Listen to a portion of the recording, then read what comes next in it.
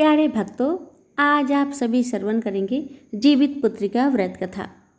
प्रेम से बोलिए जिमुद्वाहन भगवान की जय। कथा इस प्रकार है। किसी राज्य में एक राजा रहा करते थे। राजा का कोई भी संतान नहीं था। इस बात से ही राजा दुखी रहा करते थे। उस राजा को कुछ भी अच्छा नहीं लगता था।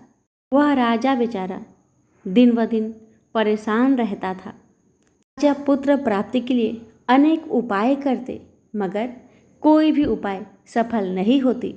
रानी अनेक पूजा पाठ करती, फिर भी उसकी सूनी गोद कभी नहीं भरती। दोनों पति पत्नी बड़े ही उदास रहा करते थे। दिन ब दिन उनकी चिंता बढ़ती गई और उम्र भी ढलते गया। एक दिन राजा जंगल में शिकार करने जा रहे थे। तभी उन्हें वहां पर एक कुटिया में साधु महाराज तपस्या करते हुए दिखे। राजा उसी कुटिया के पास जाकर साधु महाराज के पास बैठ जाते हैं और इंतजार करते हैं कि कब साधु महाराज अपनी आंखें खोलेंगे।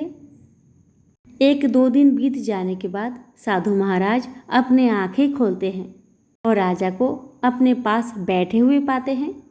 साधु महाराज कहते हैं, हे राजन, मुझे पता है कि तुम 2 दिन से मेरे पास यहाँ पर बैठे हो।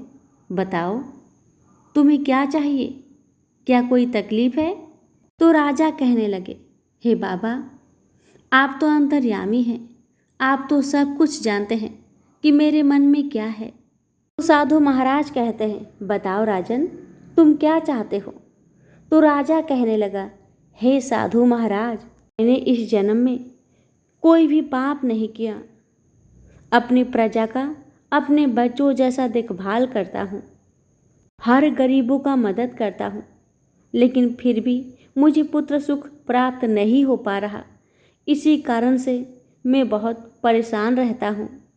साधु महाराज, आप कोई उपाय बतलाए जिससे मुझे पुत्र की प्राप्ति हो जाए। तभी साधु महाराज कहते हैं, राजन, मैं तुम्हें एक पुत्र प्राप्ति वाला एक व्रत को बतलाता हूँ। उस व्रत को अगर तुम्हारी पत्नी श्रद्धापूर्वक करती है तो तुम्हें पुत्र प्राप्ति अवश्य होगी। तो राजा कहने लगे, हे साधु महाराज, आप कृपा करके उस व्रत को स्पष्ट कहिए, विधि विधान सहित मुझे बतलाइए। मैं अपनी पत्नी को अवश्य बतलाऊंगा। साधु महाराज कहने लगे, राजन, आश्विन महीने की कृष्णा पक्ष की अष्टमी तिथि को जीवित पुत्री का व्रत रखा जाता है। इस दिन माताएं अपनी संतान की लंबी उम्र और अच्छे स्वास्थ्य के लिए निर्जला व्रत रखती है। व्रत में जिमुद्वाहन भगवान का पूजन किया जाता है। इसके साथ ही सूर्य भगवान का भी पूजन किया जाता है। यह व्रत 3 दिनों का होता है। सप्तमी तिथि को नहाय खाए के रूप में मनाया जाता है और अष्टमी तिथि को निर्जला व्रत रखा जाता है और नवमी तिथि को व्रत का पारण किया जाता है। इस व्रत को जो भी माताएं श्रद्धा भक्ति के साथ करती है, उसकी सभी मनोकामना अवश्य ही पूर्ण होती है। राजा साधु महाराज से आज्ञा लेकर महल को लौट आते हैं और साधु महाराज की बताई हुई सारी विधि को अपने रानी को बताते हैं। रानी जब भी जितिया का व्रत आता है तो जितिया व्रत को बड़े ही श्रद्धा से करती है। सप्तमी तिथि को नहाए खाए का नियम करती है।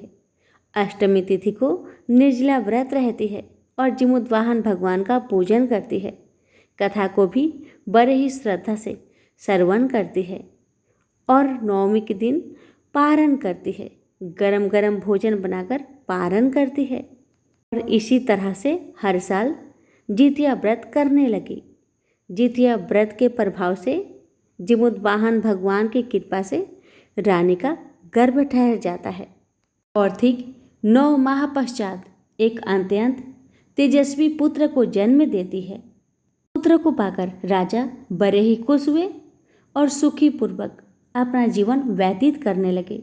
रानी भी हर साल जितिया का व्रत करने लगी।